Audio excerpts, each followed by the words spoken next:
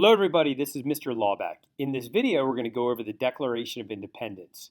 I want to go over a little bit of the background, an overview, and what some of the reactions were to the document.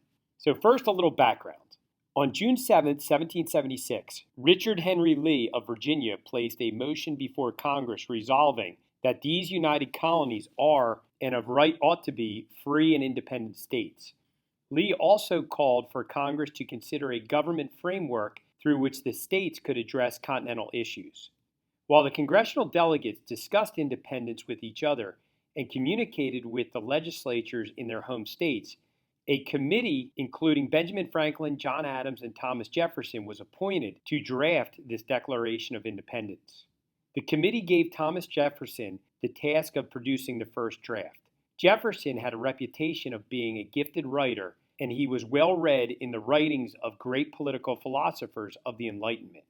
Jefferson's text evoked the natural rights theory of John Locke, asserting that men have certain unalienable rights, and that among these are life, liberty, and the pursuit of happiness.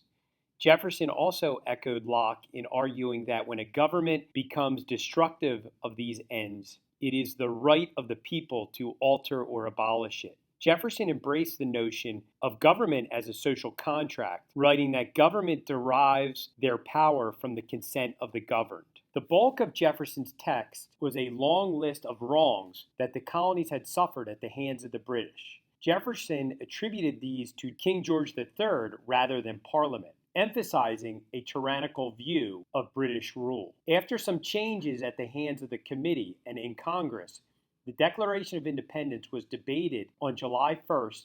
The next day, July 2nd, Congress voted for independence. This decision was announced on July 4th, which is why we have Independence Day on the 4th of July.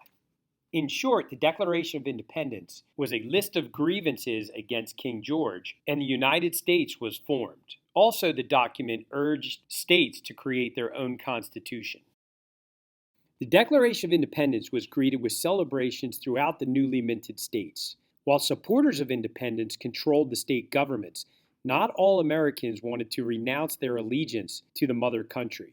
Although they were often characterized as wealthy people with connected political ties to the British colonial administration, loyalists, in fact, came from all economic levels in the colonies.